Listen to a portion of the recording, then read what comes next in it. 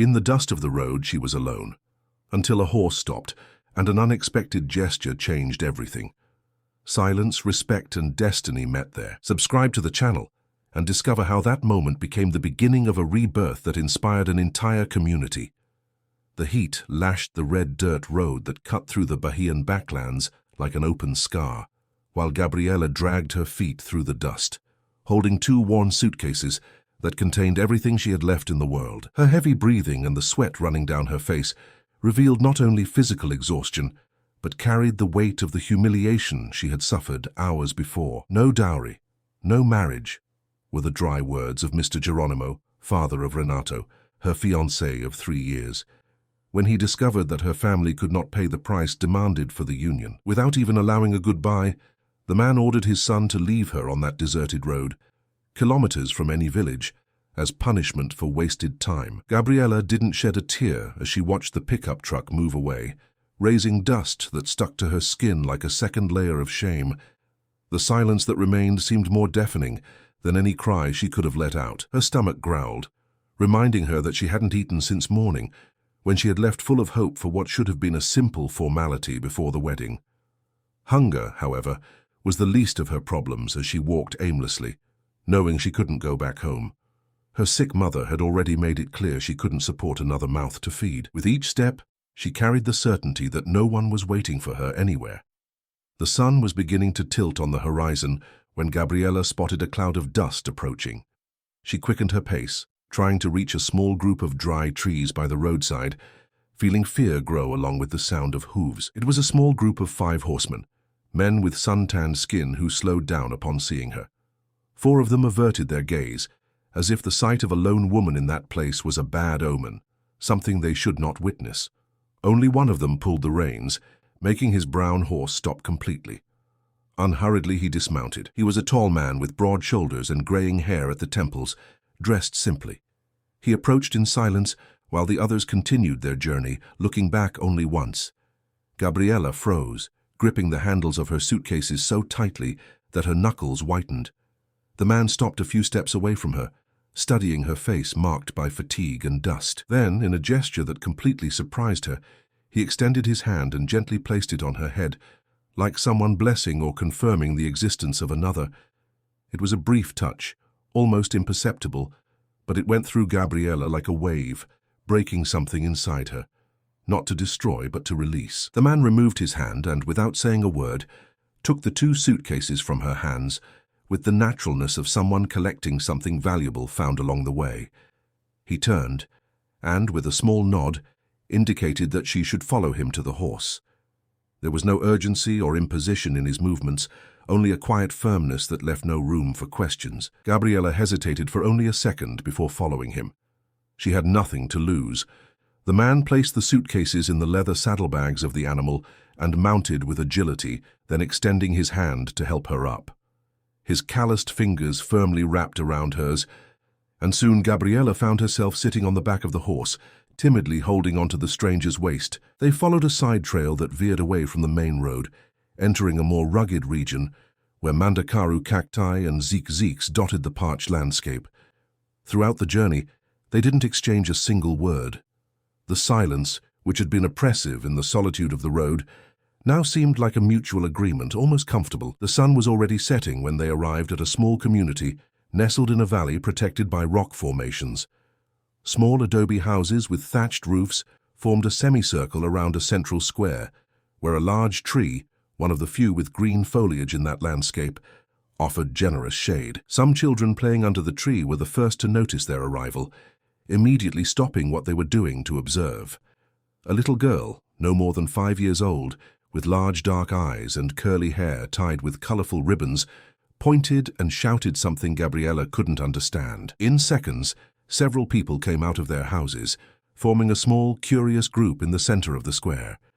The man dismounted with tranquility and helped Gabriela down, his gestures always measured and respectful.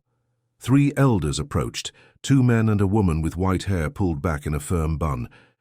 Wearing a simple printed cotton dress, they exchanged a few quick words with the man who had brought her, Tiao as they called him.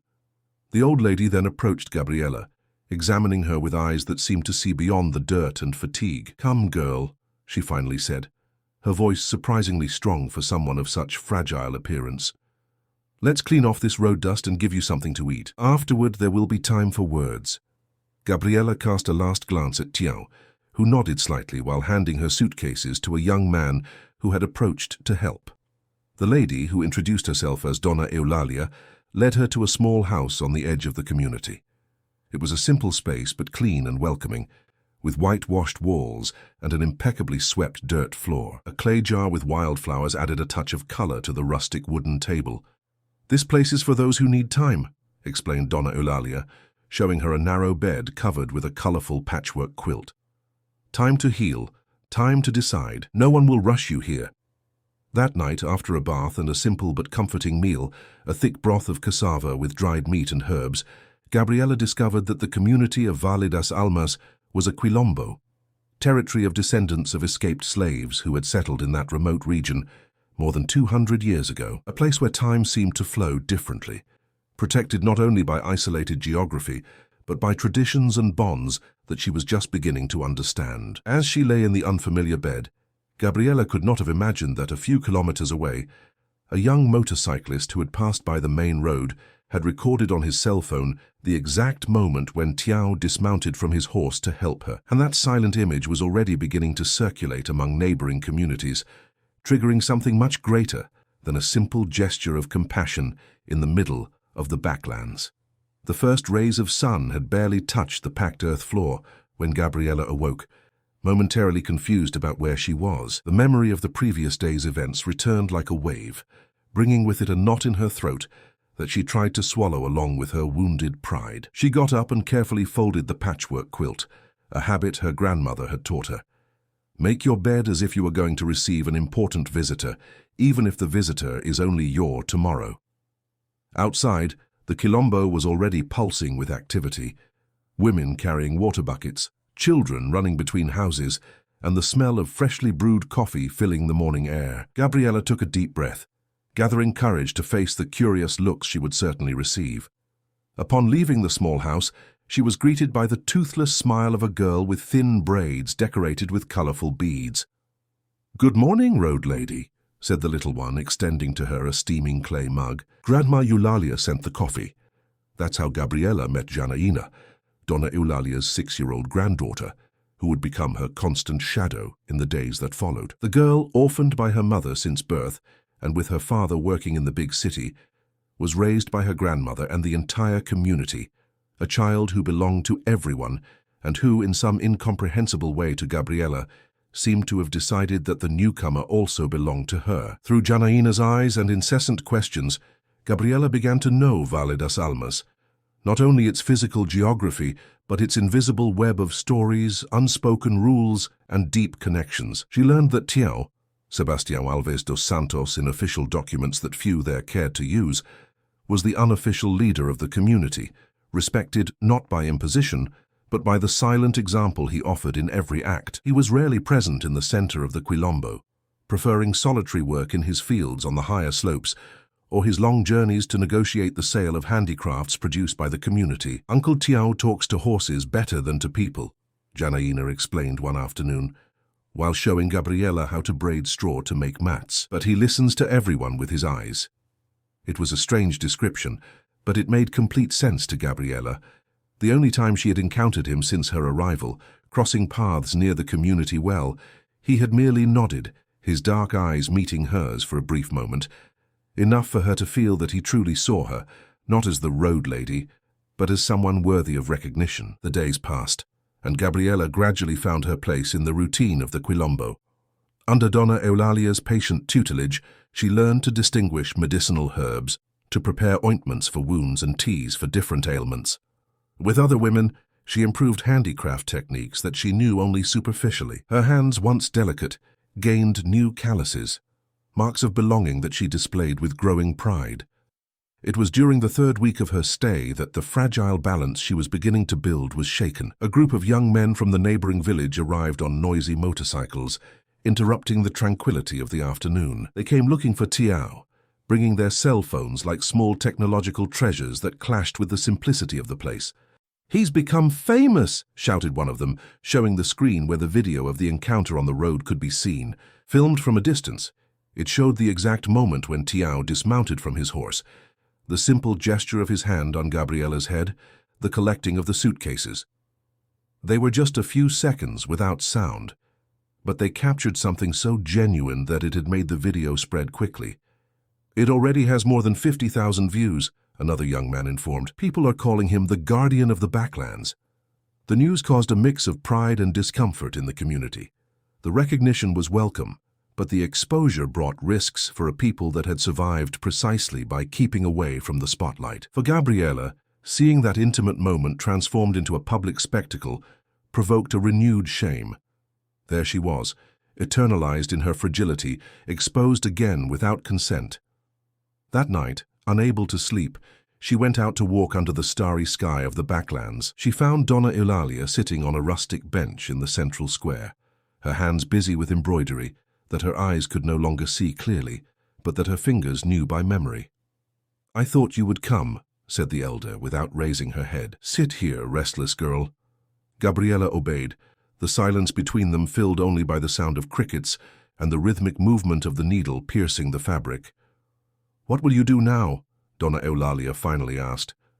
"They will continue to come." This video opened a door that doesn't close easily. Gabriela sighed, feeling the weight of the decision she needed to make. "I should leave," she murmured. "I've already caused too many problems."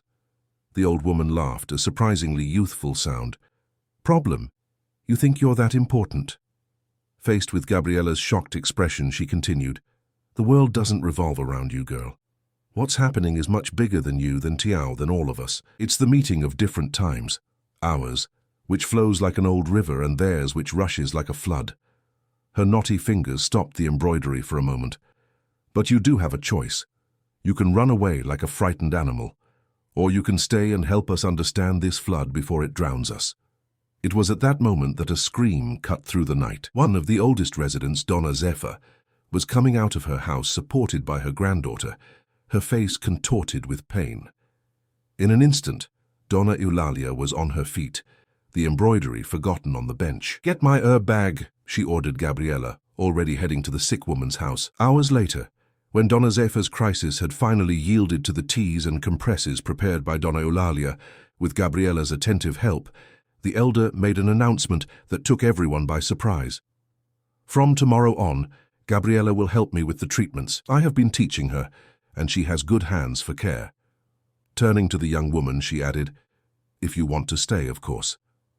It was an invitation and a challenge, a recognition of value that Gabriela had never expected to receive again. The next morning, when the first visitor from outside appeared, a desperate mother with a feverish child in her arms, who had come from far away because she had heard about the place of healing in the circulating video, Gabriela was at Donna Eulalia's side, sleeves rolled up and eyes attentive. Her decision had been made, at least for now. What she didn't know was that, while she was helping to treat the sick child, a man in an impeccable suit, despite the heat, was presenting Sebastian with an official document, an eviction notice.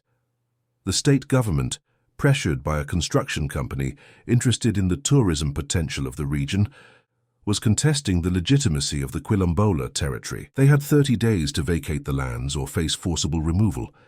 The video that had brought positive attention had also attracted greedy eyes to that fertile valley, hidden among the stones of the backlands. Meanwhile, in an air-conditioned room in the capital, executives repeatedly watched the images of the Guardian of the Backlands, discussing how to transform that story into a business opportunity, an authentic resort that would sell wealthy tourists the experience of ancestral simplicity. After its true guardians were removed, of course, the news of the eviction spread through the Quilombo like wildfire in dry straw, consuming the hard-won tranquility. 28 days. That was the time left before the machines would arrive to tear down houses that sheltered generations of stories. Gabriela felt the impact of that threat, as if it were against her own skin, despite having been there for less than a month. She now observed the silent desperation in the faces that had offered her shelter when she had nothing. Not even a name worth mentioning, nor a story she could tell without shame. The community gathered under the large tree in the central square to discuss what to do. Voices overlapped in a chaos of fear and indignation. Some advocated physical resistance. Others, older ones, recalled stories of neighboring quilombos that had tried that path and ended with blood staining the land they were trying to protect. "We can seek legal help," suggested a young teacher who taught at the improvised school in the Quilombo. "There are organizations that defend traditional communities." "And how long does that take?" retorted a middle-aged man. "More than the 28 days we have?" Amid the heated discussion, Gabriela noticed that Sebastião remained silent, leaning against the tree trunk, observing everything with that calm that seemed unshakable. His eyes, however, revealed a contained storm. When he finally spoke, everyone immediately fell silent. "Our ancestors did not escape from chains so that we would live in fear, nor did they build this place for us to abandon it at the first strong wind." His voice, rarely heard in public, carried a natural authority. "We will fight, yes, but with the weapons we have, our history, our truth, our unity." The following days were frantic with activity. The teacher mobilized contacts at the capital's university. Others sought support in neighboring quilombos. Volunteer lawyers began preparing documents, proving the centuries-old occupation of the territory. The deadline, however, weighed on everyone like a sentence. 19 days left, and the news was not encouraging. The construction company had powerful political connections, and similar processes had dragged on for years in the courts without preventing removals. It was Janaína who, without realizing it, planted the seed of the idea that would change everything. Playing at Gabriela's feet while she helped Dona Eulalia prepare medicines, the girl was singing and making up a story about the lady that Uncle Tio saved from the sad road. "And now she saves everyone with magic remedies," the little one concluded, spinning like a top until she got dizzy and fell laughing to the ground. Gabriela froze, the herb pestle suspended in the air. She looked at Dona Eulalia, who raised her eyebrows, realizing that something important had just happened. "The video," murmured Gabriela. "People are coming here because of it. What if—" That night, a different meeting took place, this time at Dona Eulalia's house. Only a few hand-picked people chosen by the elder, Sebastião, the teacher, 2 young men skilled with technology, and Gabriela. "It's risky," warned the teacher after hearing the idea. "Exposing the community even more could attract bigger problems." "We're already facing the biggest problem," retorted one of the young men. "What do we have to lose?" Sebastião, who had listened to everything in silence, finally spoke. "The idea has merit, but it only works if Gabriela is truly willing." All eyes turned to her. The plan depended on her story, on her exposure. She would have to publicly relive the most humiliating moment of her life, transform it into something bigger than her own wounded pride. "I'll do it," she said simply. "This place has given me more in 1 month than I received in my entire life before. It's my turn to give something back." 15 days before the final deadline, the first video was published. In it, Gabriela told her story. Not just the abandonment on the road, but the system of exclusion that allowed women like her to be treated as defective merchandise.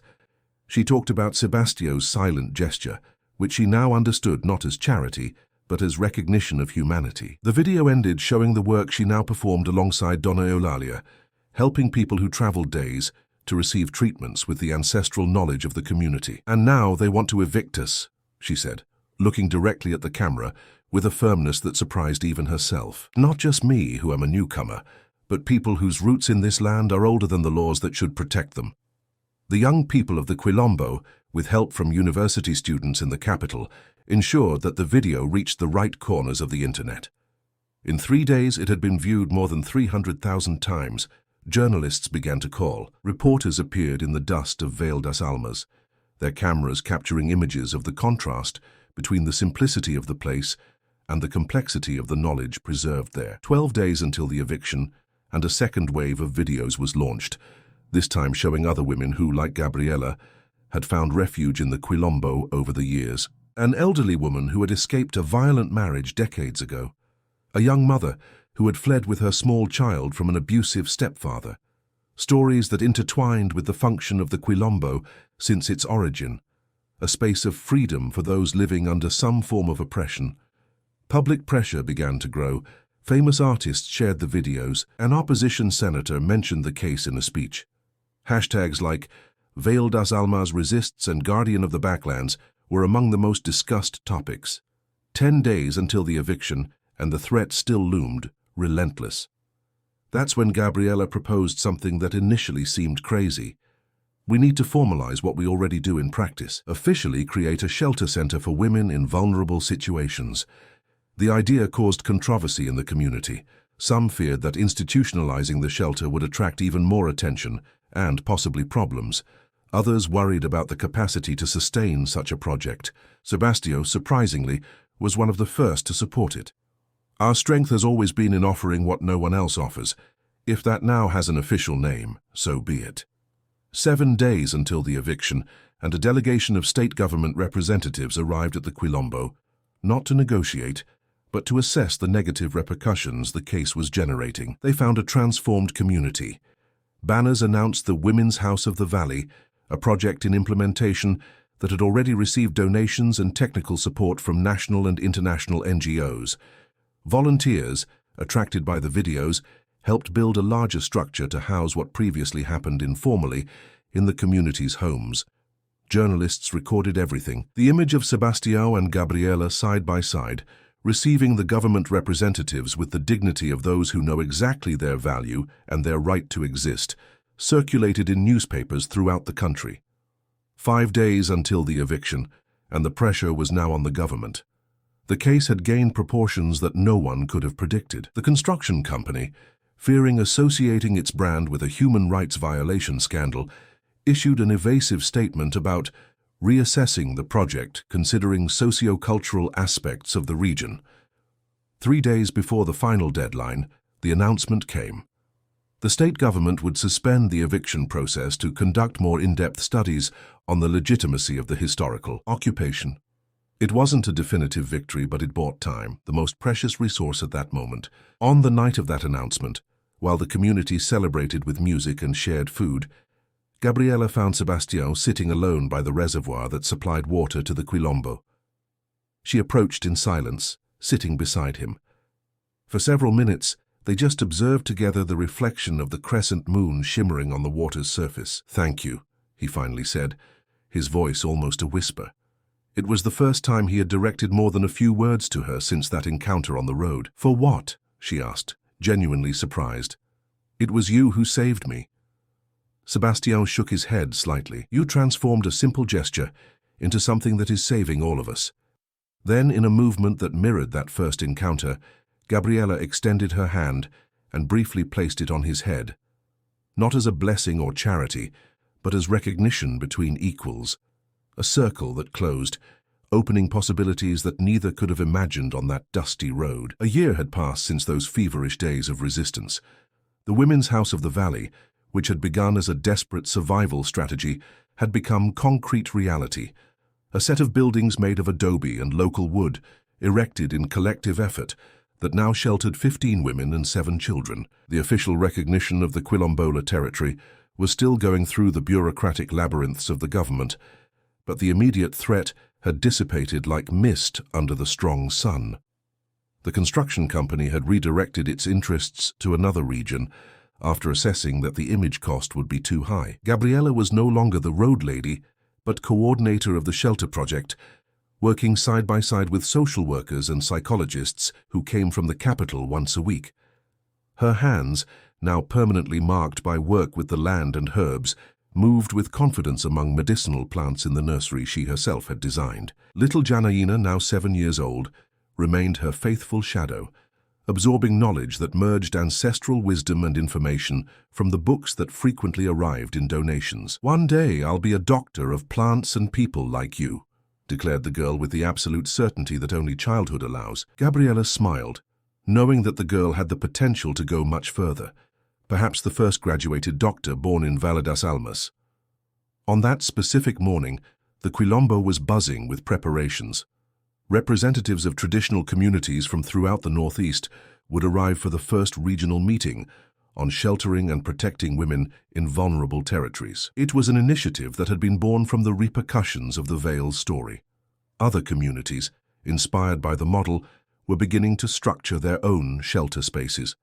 Donna Eulalia, although visibly frailer than the previous year, supervised with impressive energy the preparation of food for the visitors. Her knotty hands, which could no longer braid straw or prepare medicines, still maintained absolute authority when it came to determining the exact point of the beans or the right amount of pepper in the pirogue. "My daughter, go see if Sebastião has returned with the car from the city. The first guest should be arriving at the bus station," asked the elder while adjusting the fire under a large copper pot.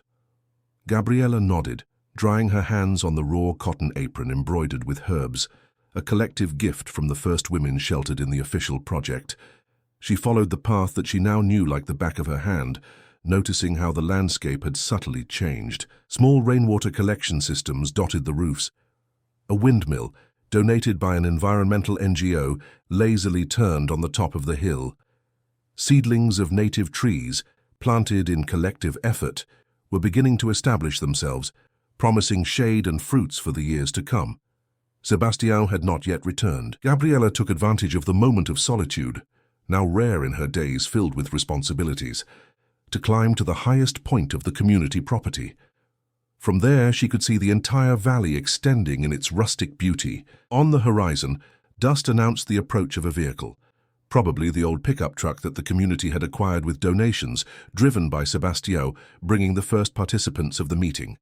Her heart accelerated slightly. The relationship between them had transformed over that year, evolving from initial gratitude to deep mutual respect, and finally, to something that both still hesitated to name. There were few exchanged words, but each shared gesture, a coffee offered in the early hours of work, a tool handed over without needing to ask, a look of understanding in difficult moments, built a language of their own that dispensed with definitions. Gabriela smiled, remembering how months ago Donna Eulalia had commented with her characteristic frankness, "You two converse more in silence than many couples in 50 years of chatter." The noise of the engine approached. Gabriela descended the hill, arriving at the main yard in time to see the pickup truck stop under the central tree. From the cabin emerged Sebastião, thinner than the previous year, his face marked by new lines of expression, but with the same calm and attentive eyes she had met that afternoon on the road. From the back jumped 4 women, community leaders from different regions, judging by their attire and dialects as they greeted each other. Last, to Gabriela's surprise, descended a figure she never expected to see again. Renato, her ex-fiancé, the same one who had abandoned her on the road by his father's order. He was different, thinner, his posture less arrogant, his gaze lowered. Sebastião gave Gabriela a look that mixed concern and silent consultation. She immediately understood that it was not a coincidence. Sebastião knew who he was and had brought him purposely. He showed up at the bus station asking about Vale das Almas, Sebastião explained later, when they finally had a moment alone after accommodating the visitors. "He said he needed to talk to you." Gabriela nodded, processing the information. "I will talk to him, but not today. Today is about our work, not about ghosts from the past." The meeting was officially opened at dusk, with a simple ceremony under the great tree. Representatives from 12 different communities, quilombolas, indigenous, riverside dwellers, backlanders, formed a circle, each bringing a little soil from their territory to a central pot, symbolizing the union of forces. Gabriela, as host along with Donna Eulalia, spoke briefly about the journey of Vale das Almas, without omitting the difficulties they still faced, but emphasizing the achievements, especially the transformation stories of the sheltered women, many now reintegrated into their original communities or building new lives elsewhere. "What we have learned this year is that sheltering does not just mean offering a roof. It means recognizing the dignity that should never have been questioned," she said, her firm voice reaching all present without need for a microphone. "Each woman who arrives here carrying only the weight of rejection leaves carrying the certainty of her value." As she spoke, she noticed Renato on the periphery of the circle, listening attentively, his face a mask of contradictory emotions. At the end of the ceremony, when the participants dispersed for the community meal, he finally approached. "Can I talk to you?" "Just a minute," he asked, his voice almost unrecognizable, no longer the confident young man she had known, but a man visibly broken by experiences she could only imagine. Gabriela hesitated, then nodded. They walked to a more private space near the medicinal plant nursery. The scent of rosemary and basil filled the night air. "I came to ask for forgiveness," he said directly, without preambles. Not for you to come back or to ease my conscience, just so you know that I understood what I did. He then told his story of the last year, how remorse had consumed him after abandoning her, how he had confronted his father for the first time and been expelled from home, how he had lived on temporary jobs until hearing about the valley where they shelter the rejected. I didn't know you would be here, he assured. I came because I also need to start over. Gabriella observed him in silence, searching within herself for the hatred or resentment that would be natural to feel. She was surprised to find nothing but a strange compassion, not for him specifically, but from understanding how systems of oppression shaped everyone. Forgiveness is not something I can give like handing over a gift, she finally responded. It's a process, for both of us. She indicated the space around with a broad gesture. Here there is work for those who want to contribute. If that's really what you're seeking, you can stay for a few days. Time will tell the rest. The next morning, the meeting continued with practical workshops and exchanges of experiences. Gabriella was coordinating a session on the use of medicinal plants in trauma treatment, when Janaina burst into the room, breathless. Grandma Eulalia is calling. There's a new girl arriving. Everyone followed the child to the main gate, where a young woman leaning on an improvised cane waited, exhausted. She carried a small backpack and an expression that Gabriella instantly recognized, the same one she had seen in her own reflection a year ago. Without hesitation, Gabriella stepped forward. With a gesture that surprised even herself by its naturalness, she gently placed her hand on the newcomer's head, not as one granting a favor, but as one recognizing an equal. Welcome, she said simply. Here you can rest before deciding your next step. Sebastião, observing the scene from afar, smiled discreetly.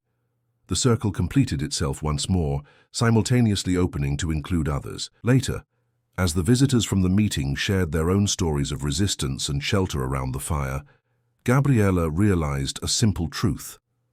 The gesture that had saved her on that road had not been exceptional for its grandeur, but for its basic humanity in a world that systematically denied it to so many. And it was this same humanity that now multiplied, not as charity or heroism, but as fundamental recognition of the inherent value of each person. The Val das Almas was no longer just an arrival point for the rejected, but a starting point for a different way of existing, where shelter did not depend on merit or price to pay. Under the starry sky of the backlands, as voices mixed in old songs and new stories, Gabriella entwined her fingers with Sebastião's, sealing without words a promise to continue the path together, not just as partners, but as guardians of a legacy that now spread like seeds carried by the wind, taking root in distant lands. And so, what had begun as abandonment in the dust of a road had transformed into a meeting of many paths, proving that sometimes it is necessary to lose everything to discover that true value was never in possessions or status, but in the capacity to recognize in another the same fundamental right to exist with dignity. If you were moved by this narrative about shelter and new beginnings, don't forget to subscribe to the channel, leave your like and share in the comments your own story of renewal. Just as in Val das Almas, here too we build bridges through the words that connect us.